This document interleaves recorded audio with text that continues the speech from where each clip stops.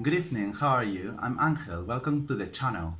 I wish peace and prosperity for you, your families and our country. I also want to start this 2023 with this book, Brown by Rocío Quillahuaman, born in Lima in 1994 but living in Barcelona, Spain since the age of 11.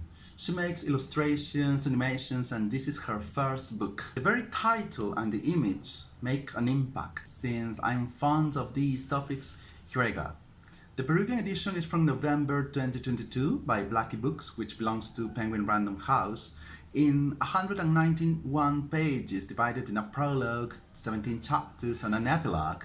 This book tells us the experience of a Latina immigrant in Spain, a European country, getting stripped and getting to the most intimate inner self with the trauma, fury, frustration, and making a catharsis, which I hope might generate some reconciliation since there are various unresolved matters here. In this book, written for all those brown girls like her, page 8, are her life's memories and most important moments. On page 5, I notice an identity crisis because the author considers herself neither from Lima nor from Barcelona.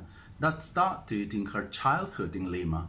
Perhaps when her mother, when talking to other people, didn't say which neighborhood they lived in, page 22, even though the lady felt close to her neighborhood, very different from the writer who doesn't have any happy memory in Lima, page 29. That feeling of rootlessness is present in both Barcelona, page 50, and in Lima, to which she has come back twice, page 93, but she no longer feels guilty for not feeling any connection with our city, page 98.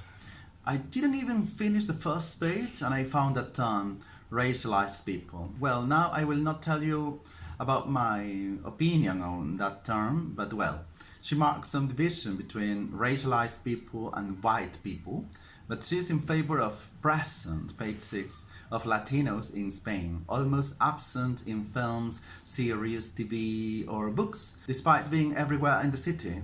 And if they appear, it's in a stereotypical way, almost a caricature, like the Machu Picchu character in the series Aida, page 164. Being Latina, brown, or a brown Latina in Spain must have made her feel different. And it seems she's always felt unable to fit anywhere. Her neighborhood in Lima was a hill in San Juan de Miraflores, page 21, in the south of Lima, full of poverty and crime, but she knew she shouldn't be like many people living there. That's why at home they listened to music in English, not cumbia or reggaeton, page 139. As she states, her family didn't want to be poor. Even before immigrating, still in Lima, she was told she was different. Memories of hostility at the Spanish consulate, page 68. Very subtle and educated cruelty, page 69, towards humble people, not familiar with the documents or bureaucracy. At the age of 11, Spain welcomed her with the airport guard ripping her teddy bear, page 17. They were looking for drugs and she felt humiliated. They made her feel she was different. The sense of not fitting made her avoid socializing with Latino students and doing so with Catalan girls instead, page 36. But she didn't fit among white people either. She had a complex about her skin color, so much that she was rubbing her skin so hard that she took out a piece of skin and bled, page 103. What the white girl said was terribly tactless. That her elbows and knees were too dark, or that her lips were blackish, page 104. She believed she was ugly because, unlike them, she was Peruvian, page 105. There are traumas here, definitely, and she knows it. That's why she admits it's stupid that she doesn't want to wear red, page 106, because as a child she heard something about it, that color didn't fit her skin. Being different might have created the fear she experiences when getting on the metro with her hands inside her pockets and ladies take their bags, page 75, thinking she's a criminal. Anyway, I can notice some subtle humor throughout the book, I must say, with phrases like this. On page 90. I've been in many police stations all over Barcelona due to this darned red tape. Perhaps in too many, considering I've never committed any crime. Aiming to fit and succeed in that new society surely influenced her love for reading.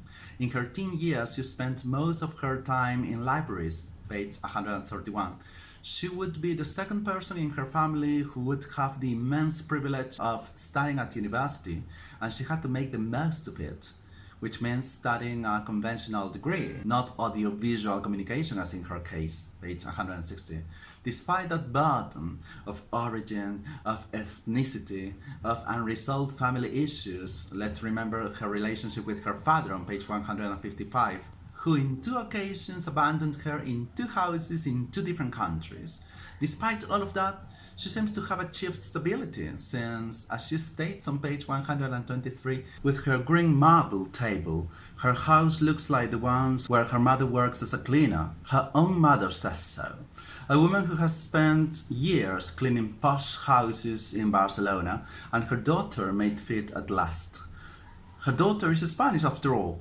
She's lived there longer than in Peru. She uses Spanish slang for one thing. I don't say that's bad, but when reading this book I read a foreign lady and her Peruvian experience sounds far, far away at times. Although it has generated many traumas she aims to exorcise in this book, which she says is for brown girls, but I'd say foreign brown girls rather than Peruvian ones. A little example is the need to explain what a pollada is, page 27. Well, a party where they sell chicken dishes to collect money because they need it urgently. Look at that, I also had to explain it. Well, anyway. This book has partially been a mirror to me. Like the author, I come from a neighborhood on a hill in a poor and dangerous area of Lima, with a rustic house for many years, reading and listening to music which sounded different from the cumbias in my area. I was the second in my extended family to get into university, and I studied history instead of something more conventional like engineering or law. However, unlike the author, I have never ever thought of leaving my country. I haven't denied which neighborhood I come from, and I feel a special connection to it. But I do understand that sense of not fitting, for instance when they make us feel like potential robbers. Although her experience was in a European country, she was maybe part of a minority. And in my case in Peru, where we mestizos, dark-skinned people, are the majority, I remembered that I usually enter a shop with my hands put together behind, meaning I'm not gonna steal anything. At first I considered Miss Quillahuaman as a resentful girl with a lot of hang-ups. But in the end I regarded the book as a way to deal with her demons, and I hope that, in time, nobody will speak about whites and browns or Latinos in Spain, but about Spaniards. And here in Peru, hopefully nobody will talk about whites and indigenous or limeños and Andean people, but about Peruvians. Bye bye.